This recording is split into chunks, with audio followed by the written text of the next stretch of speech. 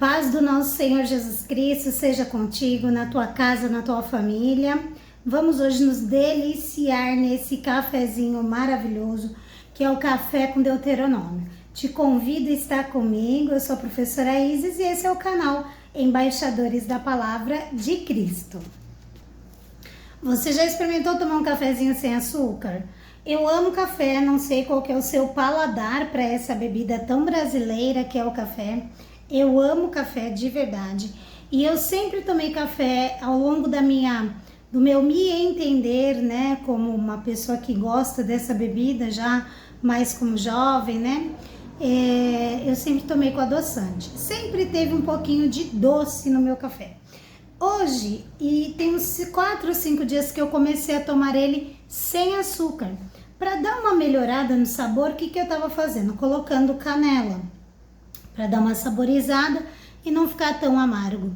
E hoje eu tô tomando ele sem a canela e sem nada, simplesmente cafezinho coado, sem nenhum açúcar, sem nenhum adoçante.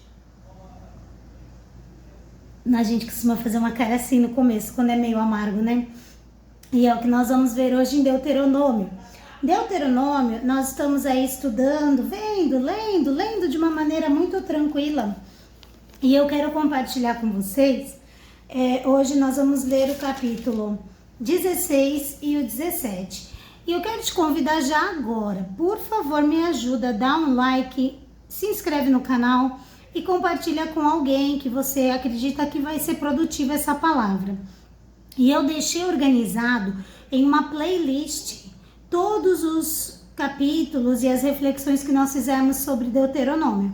Então eu te convido aí a ir nessa playlist, fazer ali maratonar essa playlist. Ela é muito rápida, não é tão demorada. Eu busquei trabalhar os vídeos ali, claro, 20 minutos, às vezes até muito para alguns, mas põe ali enquanto você está fazendo uma outra tarefa, ou se você tiver oportunidade, senta um pouquinho, respira, pega a tua Bíblia e participa, porque olha, só riqueza nesses capítulos de Deuteronômio.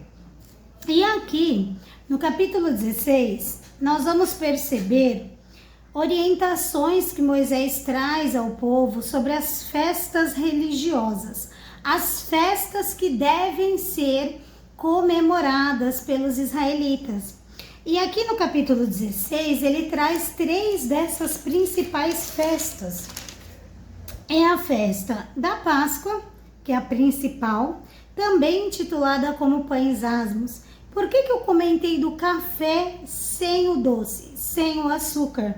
Porque a festa da Páscoa, ela era uma lembrança do tempo que esse povo havia passou pelo Egito, e esse tempo onde eles foram libertos da mão opressora de Faraó, e a Páscoa era para ser trabalhada ali, vivenciada, festejada 7 dias, né? Onde eles comeriam pão sem fermento e comeriam ervas amargas, tipo o meu cafezinho, sem açúcar. Ai, não sei se eles faziam cara, né, ao mastigar aquelas ervas, mas enfim, a intenção era que eles lembrassem que a última Páscoa que eles passaram no Egito, ela foi muito rápida, que foi a ocasião da morte dos primogênitos. E eles não tiveram tempo para colocar pão para fermentar, nem nada disso. Eles comemoraram a Páscoa, comeram a Páscoa e já saíram. Por isso a razão dos pães asmos, né, dos pães sem fermento. Essa festa, ela deveria ser festejada por 7 dias, como eu comentei. E aqui o Senhor também disse que haveria um lugar onde eles iriam se reunir para comemorar essa Páscoa. E também lembrar que o pão asmo, por conta da correria, deles terem saído às pressas. E o que eu acho muito bonito, né, de tudo isso, é que em todo o tempo o Senhor relembra o povo, para que eles lembrassem de que o Senhor os tirou da terra do Egito. Então isso é algo assim precioso, né? Precioso ver a libertação de Deus, perceber Deus ali cuidando desse povo. Primeira festa que tem no capítulo 16, Páscoa ou pães sem fermento, né? A segunda festa era a festa das semanas. Então eles iam comemorar a Páscoa, aí eles iam, finalizou a Páscoa, eles iam contar 7 semanas. A festa da Páscoa era para ser comemorada em 7 dias. A festa das semanas era para ser comemorada a partir do final da Páscoa, contaria-se 7 semanas, e aí eles iam comemorar, entregar, né, a Deus a colheita e fazer ali uma entrega para o Senhor das primícias do que eles haviam colhido. E depois a outra festa que a gente vai ver está no capítulo 16, no verso 13, que é a festa dos tabernáculos. E nessa festa dos tabernáculos diz assim a palavra de Deus. Vou mostrar aqui para vocês. Comentei que eu ia mostrar para vocês, mas o modo que eu tô gravando não me permitiu, então eu vou compartilhar falando. Você pode olhar na sua Bíblia, no capítulo 16, no verso 13, que diz assim, que a festa dos tabernáculos guardarás 7 dias também, quando colheres da tua eira e do teu lagar. Então as festas que o Senhor propõe para eles, para os israelitas, aqui no capítulo 16 são 3, e no verso 16 do mesmo capítulo, o Senhor inclusive cita que 3 vezes ao ano, todo varão, ele deveria estar perante ao Senhor, no lugar que o Senhor escolheu para essas festas, né, dos pães asmos, das semanas, dos tabernáculos. E um detalhe, não poderia aparecer na festa de mãos vazias, ou seja, eram festas onde deveria ir, levar ali uma oferta, celebrar. Em todas elas é dito: junta o teu irmão, junta a tua irmã, junta o teu servo, a tua serva, o levita. Em todo o tempo o Senhor vai dizendo sobre esse agrupamento de pessoas para celebrar algo ao Senhor. Então aqui, mais do que nunca, o que eu percebo com essa insistência de Moisés para o povo? A gente percebe muitas pessoas que falam sobre que não ir à igreja porque a igreja tem muitos problemas, e muitos mesmo, muitos problemas. Mas, querido, o prazer do Senhor é a união entre o seu povo, é a união entre os irmãos. Aí você pode me dizer: mas Isis, pelo amor de Deus, às vezes, como eu já ouvi muita gente falar, e se você já falou isso e acredita nisso, eu respeito a sua opinião, mas já ouvi gente falando que é melhor tratar com animal do que tratar com pessoas. E realmente eu entendo isso. Porque o animal não tem, ele não dialoga conosco no ponto de muitas vezes nos deixar ali confrontados, né, conosco mesmo. E nem vou entrar no mérito de animal que meu Deus, né, pode até matar o ser humano. Não vou entrar nesse mérito.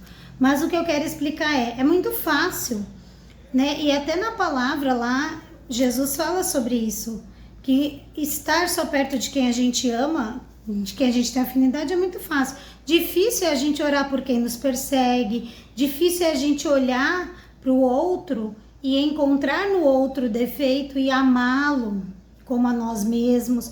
Então isso é difícil mesmo. E eu percebo muita gente muitas vezes que defende ficar desigrejado. E eu lendo a Bíblia, eu não estou falando de experiências minhas em si, de um fulano, um cicrano, alguém que escreveu um livro, que tem um artigo científico. Não, estou falando que lendo a Bíblia, o manual do Criador, eu percebo que ele tem prazer de nos ver unidos, de nos ver junto. Vai ter problemas? Óbvio que vai, claro que vai.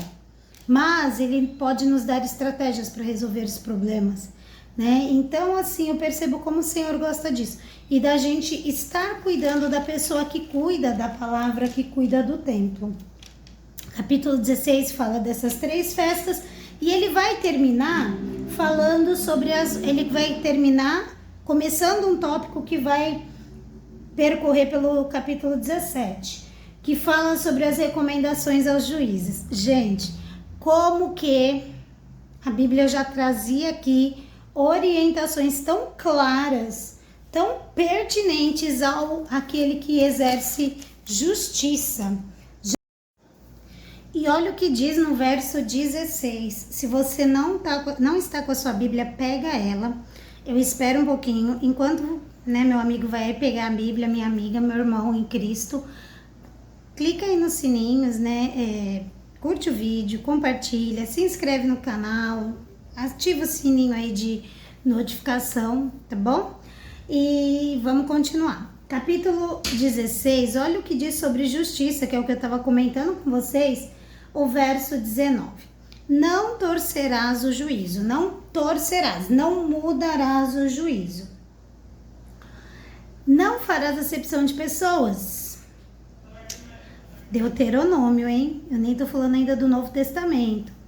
Nem receberás peitas, porquanto a peita cega os olhos dos sábios e perverte as palavras dos justos. Essas peitas que tá aqui nessa tradução é a mesma coisa que suborno.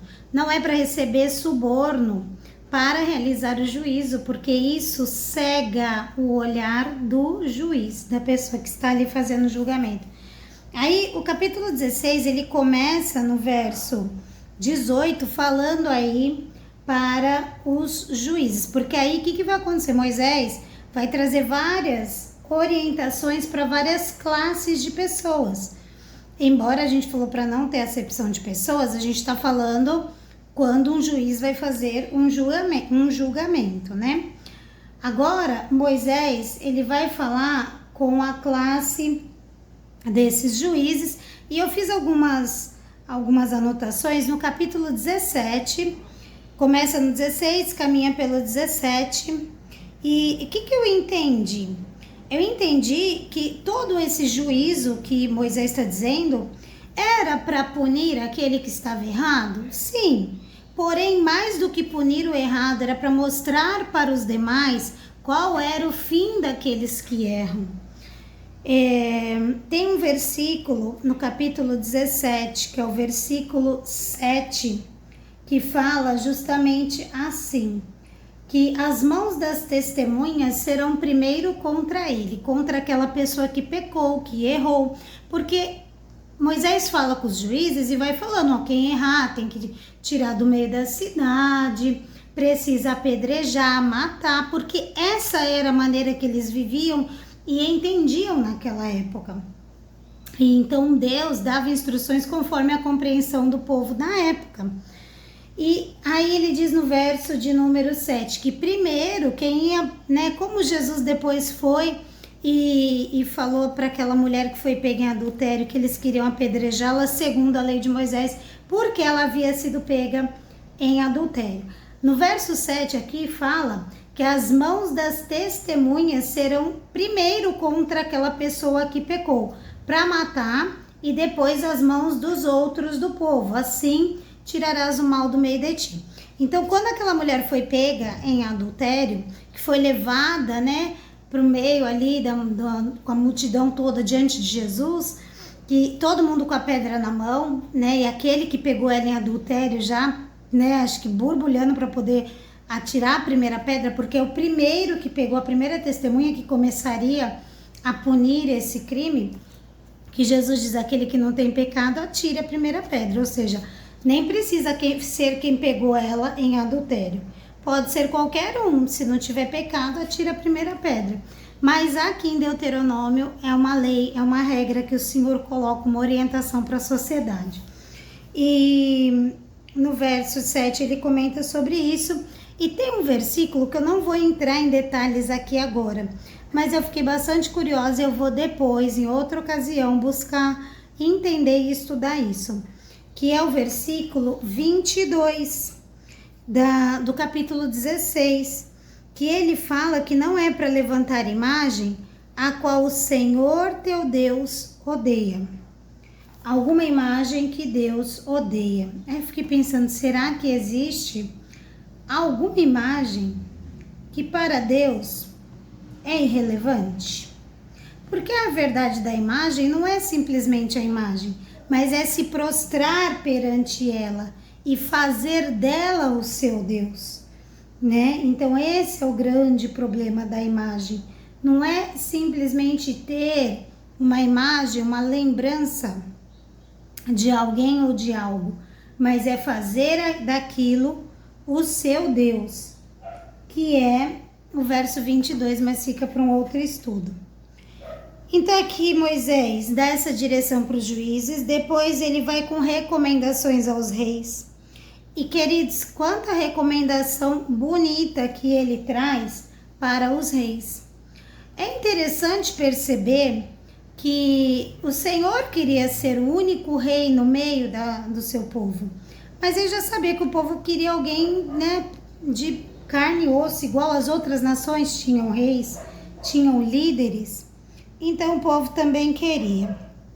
E eu achei bonito que nesse contexto de informações aos reis, de recomendações, os reis precisariam ser escolhidos por Deus, eles precisariam temer ao Senhor e meditar na lei do Senhor. Não era simplesmente reinar e governar, eles tinham que ser um guia espiritual, vamos usar esse termo, um líder espiritual, alguém que teria intimidade com o Pai, conheceria a lei para poder governar, até porque Moisés vai trazendo várias direções da lei, o que fazer em situações, né, diversas. E aqui é muito legal esse texto, porque ele traz no capítulo 17, no verso 17, olha como as características do rei. O que o rei deveria ter? Tampouco para si multiplicará mulheres. Então o rei não deveria, só porque ele tem autoridade, ele ter quantas mulheres ele queria. Não. Para que o seu coração não se desvie, nem muita prata e muito ouro, para também não ficar ali avarento. Ele não deveria ter para ele simplesmente muita riqueza. Será também que quando se assentar sobre o trono do seu reino, então escreverá para si num livro um translado desta lei, do original que está diante dos sacerdotes e levitas. Então ele deveria ter esse acesso à palavra, escrever para si, ter consigo a palavra, ter a Bíblia. E o terá consigo e nela lerá todos os dias da sua vida. Olha isso, Deus queria um rei que tivesse com Deus em intimidade. Aqui é o capítulo 7. E a gente, emendando já no 8, porque é uma sequência de recomendações, nós vamos ver recomendações para os levitas. No capítulo 18, no verso de número 3, o Senhor Deus, ele orienta qual parte do sacrifício do boi, né, ou do animal que fosse ali entregue, qual parte seria do levita. Não era para o levita decidir qual que ele ia ficar. Ele tinha uma parte específica que Deus já havia dito que seria a parte dele, no capítulo 3, no verso 3 do capítulo 18. Este, pois, será o direito dos sacerdotes, a receber do povo, dos que oferecem sacrifício, seja boi ou gado miúdo, que darão ao sacerdote a espádua, as queixadas e o bucho. Aí fui dar uma pesquisada. A espádua é uma parte nobre do boi, uma parte nobre, uma parte que tem carne, que era uma parte que ele poderia se alimentar, se eu não me engano, como se fosse próximo aqui do cupim, né, do boi. Era uma parte que poderia ser, legitimamente, o sacerdote poderia fazer uso. As queixadas, né, a parte aqui da bochecha, da mandíbula do animal, e o bucho, que seria a parte lá das entranhas. E existe todo um simbolismo para que isso fosse entregue para o sacerdote. E então eles poderiam, os levitas tinham direito legítimo de tirar uma porção, mas não tirar o quanto eles querem, o que eles querem. A gente quer essa parte. Não, é a parte que o Senhor teu Deus te deu, te ordenou, porque a herança do levita era o Senhor. Aí, andando um pouquinho mais no capítulo 18, nós vamos ver sobre adivinhos e sobre feiticeiros, que é o verso de número 10. Olha o que o Senhor diz sobre adivinhos, feiticeiros e pessoas que usam essas magias, né? Um adendo. O problema não é a pessoa Cristo ama. Cristo ama aquele que faz feitiçaria. Cristo ama aquele que busca adivinhação. Jesus, ele ama toda e qualquer pessoa desse planeta. O que ele não concorda e abomina é a prática. Porque quando você fica consultando pessoas que já morreram, tirando sorte, buscando descobrir o futuro, com práticas de adivinhação, de necromancia, consultar os mortos, é isso que o Senhor não aceita. Não é a pessoa que pratica, mas é a prática que ela tem. A pessoa que pratica o errado, Jesus ama ela com um amor imenso, ele deu a vida dele por ela. Mas a prática que ela está, ela precisa se libertar dela, que é igual quem é adúltero. Jesus ama a pessoa, mas não ama o adultério que ela pratica. Jesus ama a pessoa, o mentiroso, Jesus ama, mas ele não ama a mentira que ele pratica. Então, percebe que a pessoa é amada por Deus. Deus ama, Deus deu Jesus por ela, por mim, por você. Quais são os teus pecados? Se for olhar, talvez nem eu nem você era para estar aqui. Mas Deus nos ama. Porém, Ele não ama as práticas erradas que cometíamos. E graças a Deus Ele nos libertou e nós estamos aqui. Então isso é importante. Mas olha o que o Senhor fala sobre essas práticas de adivinhos e feiticeiros no capítulo 18 de Deuteronômio. O verso é o 10. Entre ti não se achará quem faça passar pelo fogo a seu filho, sua filha, nem adivinhador, nem prognosticador, nem agoureiro, nem feiticeiro, nem encantador, nem quem consulte a um espírito adivinhador, nem mágico, nem quem consulte os mortos. Pois todo aquele que faz tal coisa é abominação ao Senhor. E por essas abominações o Senhor teu Deus os lança fora de diante de ti. Então, Deus, ele ama a pessoa, mas ele quer práticas de adoração e de serviço a ele, confiar só nele. Confiar só nele. Vamos caminhando, aí no final do capítulo 18, vem maravilhosamente uma profecia sobre o Messias, que é do capítulo 15 em diante, e eu vou ler o verso 22, onde fala ali, porque ele vai falando que vai ter um dia que vai vir um profeta no meio de ti, que vai falar, e é interessante que assim, olha só, porque ele falou que não gosta de feiticeiros, né, de pessoas ali, cartomantes, não da pessoa, mas das práticas. Aí olha aqui, o verso 22 do capítulo de número 18. Quando o profeta falar em nome do Senhor e essa palavra não se cumprir, nem suceder como ela foi dita, esta é a palavra que o Senhor não falou com soberba e falou àquele profeta, não tenhas temor dele. Aqui, o Senhor já está falando a respeito do Messias. Só que é legal, por que esse final? Porque tudo que Jesus falou, tudo ele cumpriu. Nada caiu por terra, nada. Não teve uma palavra que Jesus falou, proferiu e não aconteceu. E aqui ele fala, né, será que quem não ouvir as palavras que ele falar em meu nome, eu o requererei dele. E é bem interessante, porque ele já vai preparando o povo para dizer, olha, vai vir no meio de vocês um profeta, e é um profeta que vai falar em meu nome, e tudo o que ele falar vocês devem ouvir, aprender, praticar, e se não aprender e não praticar, aí eu não vou ter parte com vocês. Queridos, que maravilha, né? De Deuteronômio. Aqui nós caminhamos até o capítulo 18. Eu quero pedir perdão pelas minhas engasgadas, né? Assim, a gente às vezes dá uma distraída, vem muita coisa na mente também, que não é o que eu estava preparada aqui. E aí, realmente, às vezes dá essa engasgadinha, mas tenha misericórdia, né? Compaixão de mim, ore por mim e vamos caminhando. Pega a sua Bíblia, leia lá você o capítulo 16, 17, 18, Próximo vídeo nós vamos falar dos outros capítulos.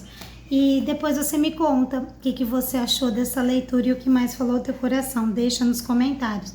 Se ficou comigo até o final, se inscreve no canal, dá um like, um joinha maravilhoso aí. Compartilha com alguém e dá uma olhada nos outros vídeos. Eu tenho certeza que vocês vão gostar. Um beijo, fica com Deus e até o próximo vídeo.